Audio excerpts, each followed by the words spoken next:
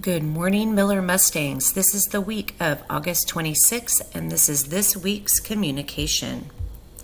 The district has rolled out new LCAP reclassification requirements. For grades 1 and 2, students must have an LPAC Level 4 or a 2-2-1 on the various writing components and a Lexile level of 140 or an F&P level of D for first grade, or an F&P level of J for second grade. They're also looking at the teacher evaluation component, which would be the trimester report card.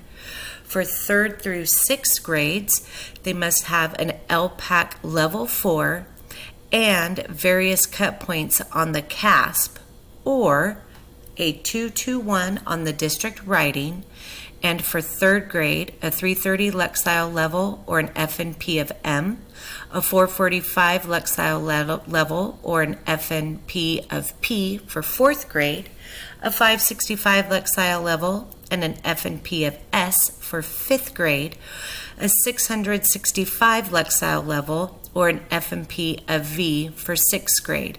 And they're also looking at teacher evaluation, which is the third trimester report card. I share this with you because we need to make sure that we are calibrated on identifying F&P levels and on the district writing samples. So we will look at scoring and calibrating of those as we move into the school year.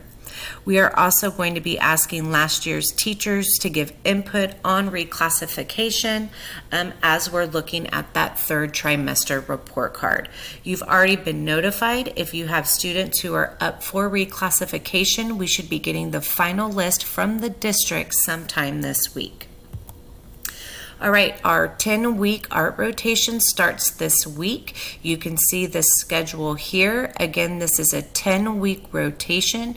As we move into the second trimester, I will send out the updated schedule. Thank you to everybody who made this schedule work. We have our first Student of the Month assembly this Friday at 8 a.m. Make sure you've turned in names and the descriptions of the students to Diana. We're going to gather on the basketball courts by the Mustang mural, just like we did on the first day of school. We will have student council do the flag salute. Mrs. Hamilton and I will announce the Student of the Month and read the descriptions in front of the entire school. Students will take a picture, receive a goodie bag, and get a popsicle to eat during snack recess. In order for our PM kindergartens to participate, I will do a special Student of the Month for them at 11:20. See me if you have any questions. I had some questions on Friday regarding lesson plan requirements. At this point in time, I just need you to have lesson plans prepared. I have not done any further professional development on lesson plans or instructional delivery. So those requirements that I talked about at the beginning of the year are on hold until we can go through those thoroughly. I will be starting walkthroughs this week just to get a general understanding of instructional practices. I will not be giving feedback at this time unless you want it. I will give more updates at our Thursday staff meeting. I did make some changes to the professional development dates that I provided for you at our beginning of the year staff meeting. On Tuesday, September 3rd, that will be our leadership meeting, and then professional development will follow on September 17th, September 26th, and October 8th. I will give more information about those dates as we move closer. Band will start this Friday. If you have students in band, you should have already been emailed a schedule. Some reminders, we do have a guest teacher on campus on Mondays and Fridays. Her name is Laura Ramsey. Some of you have already emailed me wanting her support, but if you would like her to assist with differentiated or small group instruction, please email me and I will get her this schedule. We will have staff development this Thursday, August 29th. Please plan on staying until 3:45. We will meet again in room 1. Bring a device and an agenda will be emailed by Wednesday afternoon. Also, just a reminder about our outreach mentors. After you've done classroom interventions and parent contact, you can try a referral to the outreach mentor, but parent contact must be made first. Once we've received that referral, Mr. Vargas will email you to confirm the receipt of the referral. The student will be discussed at the cost meeting on Tuesdays, and then after that, next steps will be determined and will be communicated to the classroom teacher.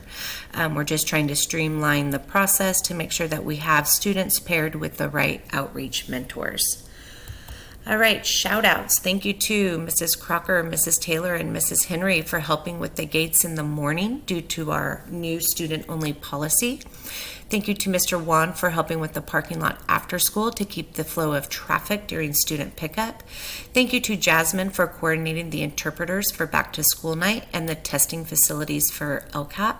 Thank you to Jasmine, Diana, Nancy, Mertita, and Mr. Vargas for helping with interpreting at back to school night. We definitely had a shortage this year. Thank you to Mrs. Jackson and Mrs. Kringle for finding their own interpreters in the classroom due to a mix-up with the schedule. Thank you to Ms. Outland, Ms. Truman, Ms. Jones, Ms. Amaral, Mr. Aranda, and Ms. Jackson for working together to make an art schedule work for everybody. Thank you to Nurse Kelly, Ms. Gunn, Ms. Diaz, Ms. Montalban, Ms. Wood for discussing ideas for one of our kindergarten students. And thank you to all staff members for coming together to create a wonderful back to school night for our families and parents. Also, if you have someone that you'd like to give a shout out to, please email me so that I can include them in future Mustang messages. All right, folks, that's it. Have a great week, and remember our Mustang pride.